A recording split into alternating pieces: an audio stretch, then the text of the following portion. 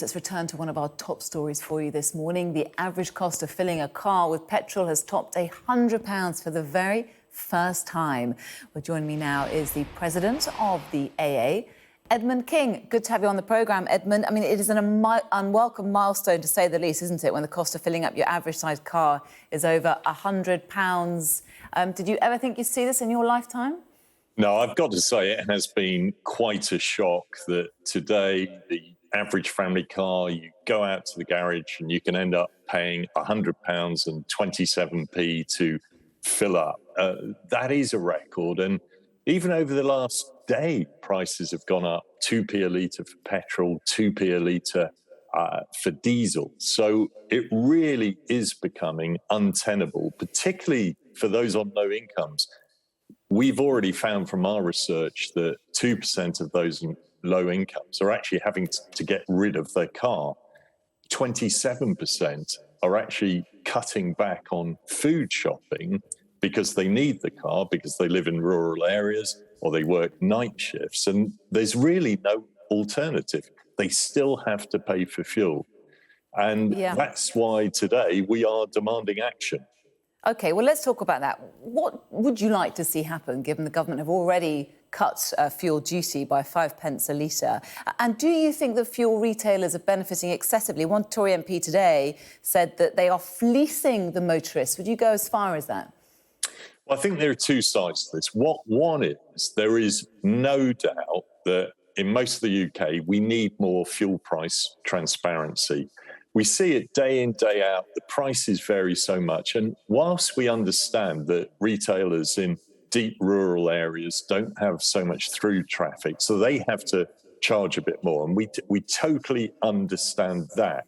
Would you say a Northern Ireland system would work better? Sorry to butt in, we just don't have much time. In Northern Ireland, prices are cheaper. They're said to have far more transparency there. Would you welcome that being rolled out across the whole of the UK? Yeah, we've written to the Treasury today. In Northern Ireland, they have a fuel price checker. On average, their prices are 6p a litre cheaper in petrol and diesel. So what we've said to the Treasury, what they could do is cut duty by 10p a litre today and then introduce a fuel price stabiliser. When the price goes up, they can cut duty, but when the price goes down, they can reduce duty. Now that, coupled to better fuel price transparency to hold the retailers to account, would produce a much fairer system across the UK and would help to bring prices down. Do you think retailers are withholding that cut?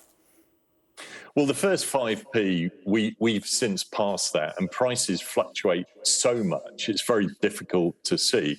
But certainly, in the weeks after the Chancellor cut it, some of them did not pass on the full 5p cut. And that's why we need this transparency, so that the government can put pressure on the retailers to give a fair price at the pumps. Now, you, as president of the AA, or certainly the AA, has accused your big rival, the RAC, of what you've called reckless speculation in driving up fuel prices. In fact, we haven't actually said that. We haven't said that at all. What we did say... So what did you say then? Let's clear this up. Yeah, exactly. What we did say is speculation throughout, saying we're going to have a £2 a litre price at the pumps, gives an excuse for some unscrupulous retailers to push the prices up. What we're actually seeing at the moment is the wholesale price has reduced today and yesterday. So there is no reason in the next couple of weeks at the moment for the prices going up. And sometimes speculators have their own interest in actually talking the prices up, and then retailers can get away with it. So that's what we said. So do you think the likes of the RSC need to be a bit more careful with the language that they use?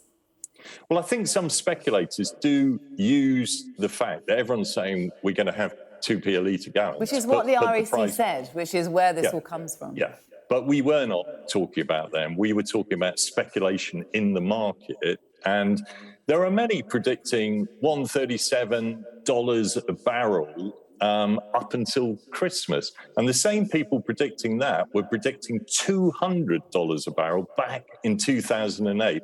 That never happened. but it did give an excuse for those that benefit to actually put the prices up. So we do need a bit more sense of calm. We need the government to intervene. We need duty to be cut, and we need those cuts to be passed on, because it is crippling the economy and crippling those on low incomes. OK, Edmund, we appreciate your time. Thanks for joining us there. Thank Edmund you. King, the president of the AA.